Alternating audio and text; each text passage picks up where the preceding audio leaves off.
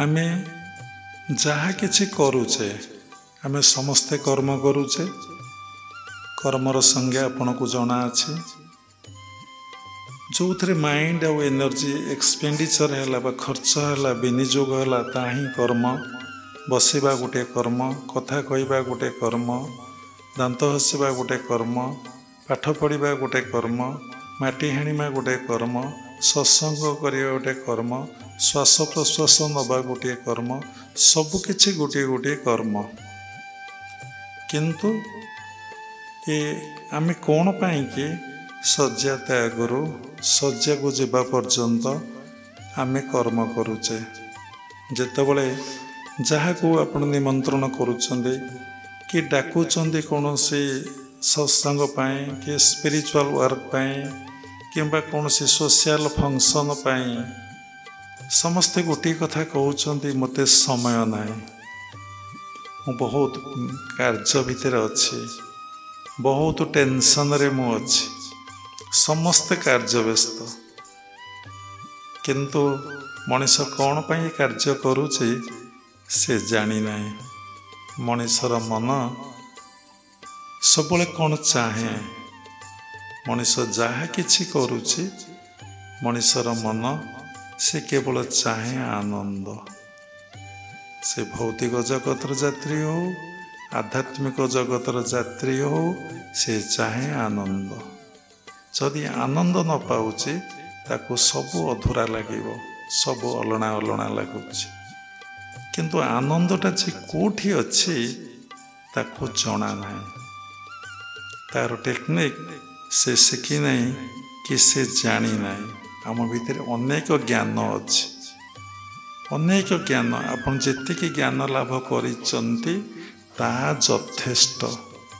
किंतु ज्ञानटा को आपण क्रियात्मक करूनांती। ज्ञानटा को प्रैक्टिकल लाइफ रे आपण यूटिलाइज करूनांती। आपण जानिचंती आपण भितर ईश्वर अछंती, आपण जानिचंती आपण भितर भगवान अछंती, आपण जानिचंती सबुरी भितर भगवान अछंती। किंतु आपण सही चेतना रे रहुचंते कि सही चेतना रे नहांती।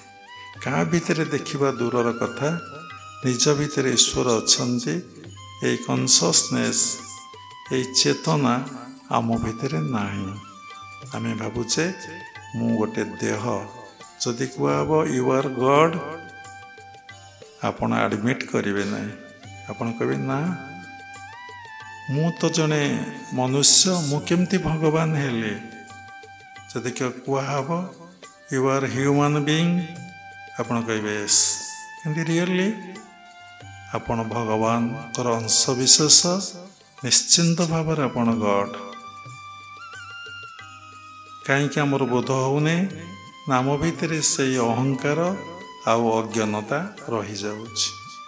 से अहंकार अज्ञानता गले आम ईश्वर को दर्शन एवं उपलब्धि करिपरिबा।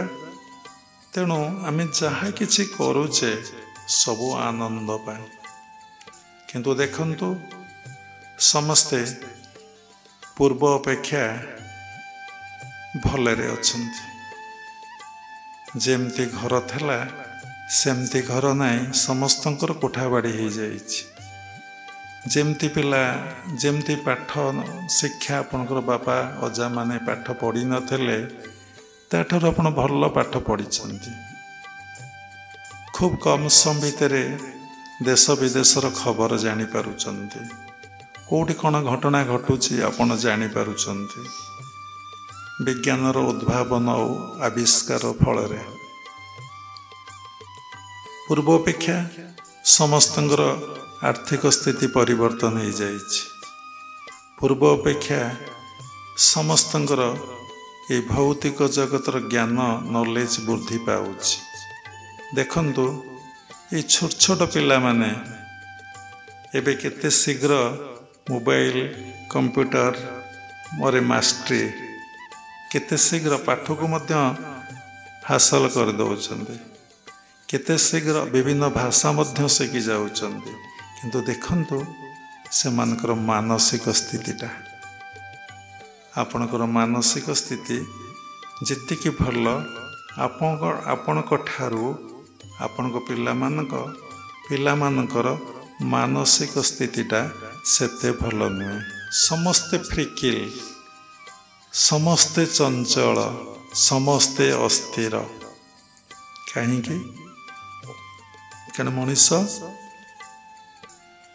ଦିନକୁ ଦିନ ଈଶ୍ୱରଙ୍କ ଠାରୁ ଦୂରେଇ ଯାଉଛି। ତେଣୁ ଆମେ କ'ଣ କଲେ? ହଁ, ସବୁ କ୍ଷେତ୍ରରେ ଆମେ ଆଗେଇଛେ, କିନ୍ତୁ ଯାହାକୁ ଦେଖନ୍ତୁ, ଯାହାକୁ ପଚାରନ୍ତୁ, ଆପଣ ଆନନ୍ଦରେ ଅଛନ୍ତି, ଶାନ୍ତିରେ ଅଛନ୍ତି, କେହି ହଁ କହିବେ ନାହିଁ। ଯଦି ବାଧ୍ୟତାମୂଳକ ହଁ କହିଦେଲେ, ଦେଖନ୍ତୁ ତାଙ୍କ ମୁହଁରେ ସେଇ ଆନନ୍ଦ, ସେଇ ପ୍ରସନ୍ନ ଅବସ୍ଥା ଅଛି କି? ସମସ୍ତେ ଦୁଃଖରେ ଅଛନ୍ତି, ଯନ୍ତ୍ରଣାରେ ଅଛନ୍ତି, କଷ୍ଟରେ ଅଛନ୍ତି, ସମସ୍ତେ ଏବେ ରୋଗଗ୍ରସ୍ତ। ଦିନକୁ ଦିନ ରୋଗଗ୍ରସ୍ତ ସଂଖ୍ୟା ଆଉ ବଢ଼ିବାରେ ଲାଗିଛି। ମଣିଷର ଅଭାବ ବହୁତ ବଢ଼ିବାରେ ଲାଗିଛି। କାହିଁକି ନା ମଣିଷ ତାର ସଂଯମତା ଆଉ ଗୋଟେ କିଛି ନାହିଁ। ଗୋଟେ ଖାଦ୍ୟ ସଂଯମତା, ଗୋଟେ ସମୟ ସଂଯମତା, ଗୋଟେ ଅର୍ଥ ସଂଯମତା, କୌଣସି କ୍ଷେତ୍ରରେ ଗୋଟେ ଇନ୍ଦ୍ରିୟ ସଂଯମତା, ଗୋଟେ ମନର ସଂଯମତା ତାର ଆଉ କିଛି ନାହିଁ। ଦିନକୁ ଦିନ ଲୋକ ମାନସିକ ବିକୃତି, ମାନସିକ ଅସ୍ଥିରତା, ମାନସିକ ଯନ୍ତ୍ରଣା ଭୋଗୁଛି।